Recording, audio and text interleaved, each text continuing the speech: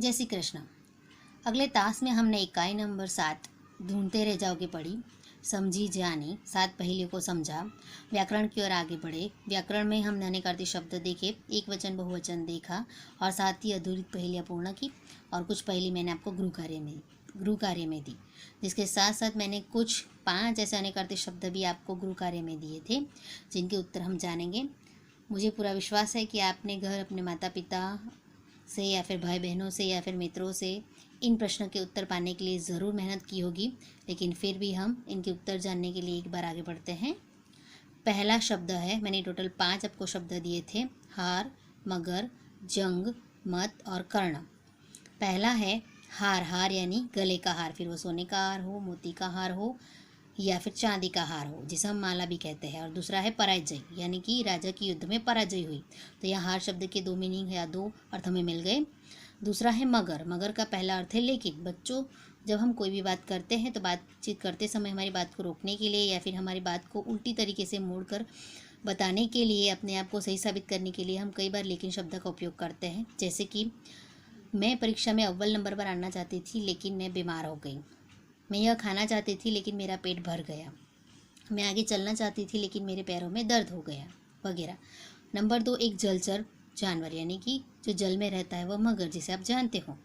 Number 3, जंग यानी कि लोहे पर लगने वाला मैल, यानी कि लोहे की चीज़ को ज़्यादा समय तक अगर खुली रहने दो या फिर उस पर पानी लग जाए तो उस पर जंग लग जाता है। और दूसरा उसका अर्थ है युद्ध, जो मैदान में खेला जाता है 2 पक्षों के बीच। नंबर 4, मत। मत का पहला अर्थ है राय, मतलब कि आपका विचार, आपकी सोच क्या है। उसका दूसरा अर्थ है वोट, यानी कि वोट करने के लिए जाते हैं। जब चुनाव होता है तब जो मतदान करने के लिए जाते हैं उसे भी मत कहा जाता है। और नहीं, मतलब कि मत, ये चीज़ मत करो, ये चीज़ तुम्हारे लिए सही नहीं है, यहाँ मत जाओ, वहाँ मत जाओ, मतलब कि नहीं शब्द का अर्थ यहाँ मत निकलता है।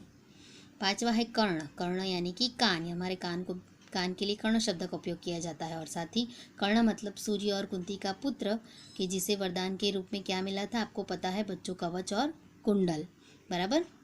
अब हम आगे जाते हैं। इतना जानिए जिसने पढ़िए और समझिए। बच्चों, यहाँ दर्द के नाम, रोगों के नाम दिए गए हैं।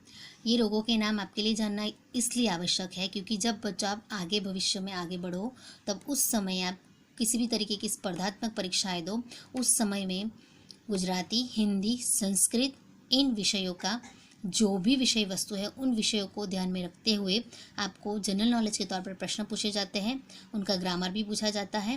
और ये सारी बातें आपके जीवन में, आपके भविष्य के लिए जानना बहुत ही ज़रूरी है कि जो शब्द हम अपनी मातृभाषा में जानते हैं उसी का मीनिंग या फिर उससे ही हिंदी भाषा में या फिर राष्ट्रभाषा में क्या कहा जाता है, वो जानना आपके लिए आवश्यक है। चलो एक बार नज़र करें। हैज़ा यानी कि कॉलेरा, पीलिया यानी कि कमड़ो, आमातिसार यानी कि मरडो, खसरा यानी कि खस, बुखार यानी कि ताव, आंत्रज्वर यानी कि टाइफॉइड, मुदतियो ताव, चेचक यानी कि बढ़िया, दाद यानी कि दादर, दस्त अतिसार मतलब कि झाड़ा, खुजली मतलब कि खंजवाड़, खांसी मतलब कि कफ और उधरस, कनपेड़ा मतलब कि गाल पचोड़ियो, के मतलब कि उल्टी, ऐठन मतलब कि चूक, दमा मतलब कि दम और बदहज़मी मतलब कि अपचो। अब आपको गुजराती नामों का हिंदी पता चल गया होगा बच्चों। ये जो चीज़ है, ये जो दर्दों के नाम हैं, ये आपको उचित जोड़ में पूछे जा सकते हैं या फिर आपको विकल्प में भी पूछे जा सकते हैं, या फिर किसी भी तरीके से अगर आपके विषय शिक्षक को ट्विस्ट करके अगर पूछना हो एक वाक्य में कि भाई दर्दों के नाम लिखिए, तो आप इसमें से कोई भी 5, 10 या फिर सभी दर्दों के नाम भी लिख सकते हैं। उचित जोड़ में भी ये पूछा जा सकता है, रिक्त स्थान में भी और विकल्प में भी ये पूछा जा सकता है। तो बच्चों, इसे आप मुखपाठ ज़रूर से कीजिएगा। अब हम आगे बढ़ते हैं योग्यता विस्तार की ओर। यह एक पहेली हमें दी गई है और उस पहेली का अर्थ क्या, मतलब उस पहेली का उत्तर क्या निकलता है वो हमें जानना है। मैं 5 अक्षर का गांव शहर का नाम हूँ, मैं एक देशभक्त का वतन हूँ, मेरा पहला, दूसरा और तीसरा वर्ण मिलकर जो शब्द बनता है उसका अर्थ भाग्य होता है। पहला और तीसरा वर्ण मिलकर ज़्यादा का विरुद्धार्थी शब्द बनता है। 5वां और चौथा वर्ण मिलकर एक संख्या बनती है। पहला और दूसरा वर्ण मिलकर हाथ, एक क्रियापद, महसूल, छल, किरण, ओला जैसे अनेक अर्थ वाला शब्द बनता है। पहला, तीसरा और दूसरा वर्ण मिले तो शरीर का एक अंग होता है। इसी बात को हम एक आकृति के द्वारा जानें, ताकि आपको ये बात सही तरीके से समझ में आ जाए और आप इसे सही तरीके से जान सकें। चलो, आपकी किताब, आपके पाठ्य पुस्तक को हाथ में ले लो और ज़रा देखो। पहला है, मैं 5 अक्षर का गांव शहर का नाम हूँ। बच्चों, यहाँ 5 अक्षर दिए हैं, तो 5 अक्षर कौन से हो सकते हैं वो हम अंदाज़ा तो नहीं लगा सकते कि वो कौन से 5 अक्षर हैं, और वो पहेली का उत्तर 5 अक्षर में किस प्रकार समा सकता है, बराबर। दूसरी लाइन में देखिए, मैं एक देशभक्त का वतन हूँ, यानी कि मैं एक देशभक्त का वतन हूँ जिन्होंने देश के लिए अपने प्राण न्यौछावर कर दिए, या फिर देश के लिए जिन्होंने अपना कार्य किया, तो उसका नाम भी हम नहीं सही तरीके से पता लगा सकते। तीसरे नंबर पर देखिए, मेरा पहला, दूसरा और तीसरा वर्ण मिलकर जो शब्द बनता है उसका अर्थ भाग्य होता है, यानी कि यह हम देखेंगे जिसका पहला, दूसरा और तीसरा वर्ण मिलकर क्या बनता है, उसका अर्थ भाग्य होता है। यानी कि भाग्य मतलब कि हम ऐसा कहते हैं कि मेरे नसीब में ही ऐसा है, तो नसीब शब्द हम यहाँ लिखेंगे न सी ब, बराबर। लेकिन नसीब शब्द के साथ साथ दूसरा और कौन सा शब्द यहाँ जोड़ सकते हैं हम, पहला, दूसरा और तीसरा वर्ण मिलकर भाग्य, मतलब दूसरा क्या आ सकता है, यहाँ हम कर्म भी लिख सकते हैं। क्या लिख सकते हैं, करम, बराबर। कर्म हमने लिख दिया। देखते हैं ये कौन सा सही बनता है इसमें। उसके बाद देखो आपकी किताब में, पहला और तीसरा वर्ण मिलकर ज़्यादा का विरुद्धार्थी शब्द बनता है। क्या बनता है, पहला और तीसरा वर्ण मिलकर, पहला और तीसरा वर्ण मिलकर ज़्यादा का विरोधार्थी शब्द, यानी कि पहला और तीसरा नब, तो नब का मतलब क्या आएगा, ज़्यादा शब्द का विरोधार्थी शब्द, बिल्कुल भी नहीं। तो यहाँ पहला और तीसरा वर्ण मिलकर क्या बना, कम, तो क्या ये विरोधार्थी शब्द का अर्थ बना, बिल्कुल सही। तो कर्म शब्द है वो यहाँ हमें सही मिल गया, मतलब ये कर्म शब्द हमें मिल गया। इसके बाद है, पाँचवा और चौथा वर्ण मिलकर एक संख्या बनती है, यानी कि इसका चौथा और पाँचवा वर्ण मिलकर एक संख्या बनती है। अब संख्या कौन सी आ सकती है हम तो सही तरीके से पता नहीं लगा सकते, तो हम इसके साथ आगे बढ़ते हैं ताकि हमें कुछ और नई बातें जानने के लिए मिले। एक बात को हम यहाँ छोड़ देते हैं, पहला और दूसरा वर्ण मिलकर हाथ एक क्रियापद, महसूल, छल, किरण, ओला जैसे अनेक अर्थ वाला शब्द बनता है। यानी कि पहला और दूसरा वर्ण मिलकर हाथ का ही एक अर्थ बनता है, पहला और दूसरा।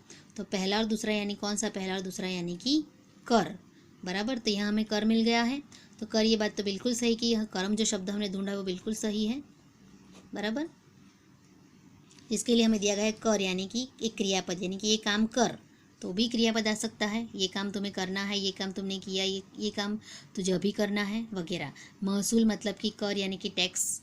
छल मतलब भी कर आ सकता है, किरण मतलब भी कर, और ओला मतलब भी, ऐसे अनेक अर्थों के लिए कर शब्द का उपयोग किया जाता है। उसके बाद है, पहला, तीसरा और दूसरा वर्ण मिले तो शरीर का एक अंग बनता है। क्या बताया उन्होंने, पहला, तीसरा और दूसरा, पहला यानी क, तीसरा यानी म, दूसरा यानी र, क म र, बराबर। तो ये कर्म शब्द हमें जो मिला वो बिल्कुल सही, कर्म मतलब ये बिल्कुल सही कर्म हमें मिल गया है, सही है।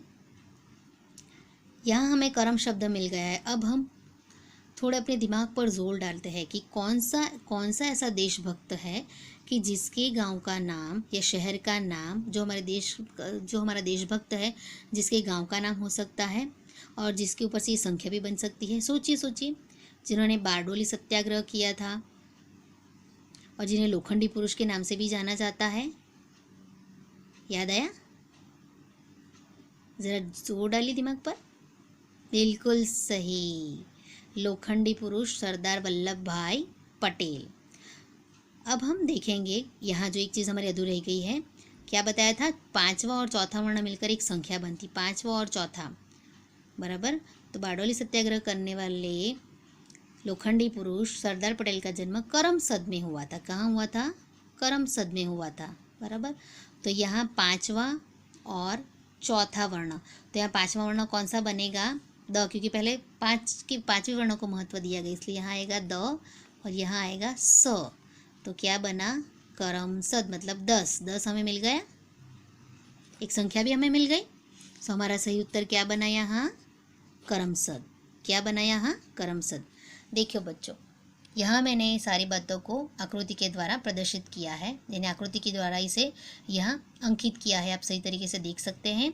और इन्हीं बातों को आपके सामने भी इस तरीके से मैंने पेश किया है। बराबर बच्चों। अब आपकी किताब में जाइए, जहाँ लिखा है अब तो आप जान चुके होंगे, तो बताओ मेरा नाम। हमें पता चल गया उनका नाम क्या है, सरदार वल्लभ भाई पटेल। बिल्कुल सही बच्चों। यहाँ और एक पहेली दी है। उपयुक्त पहेली के आधार पर अब पोरबंदर शहर के लिए आप स्वयं एक पहेली की रचना कीजिए, पहेलियों का संकलन बनाइए और साथियों से पहेलियाँ पूछें। बच्चों ये प्रश्न मैं आपको होमवर्क के लिए देती हूँ। आपको जिस तरीके से हमने ये वर्णों को जोड़ा है, जिस प्रकार हमने आकृति बनाई, उसी तरीके से आकृति बनाइए और पोरबंदर के नाम पर एक सुंदर सी पहेली बनाइए। आपको पहेली बनानी है और साथ ही पहेलियों का संकलन, यानी कि ज़्यादा से ज़्यादा जो पहेली आपको मिले उन पहेलियों का संकलन आपको करना है और आपके साथियों से, यानी घर आपके भाई बहनों से, आपके मित्रों से भी आपको पूछनी है। बस बच्चों, यहाँ हमारी यह इकाई पूर्ण होती है। अगले तास में हम आगे बढ़ेंगे। अस्तु।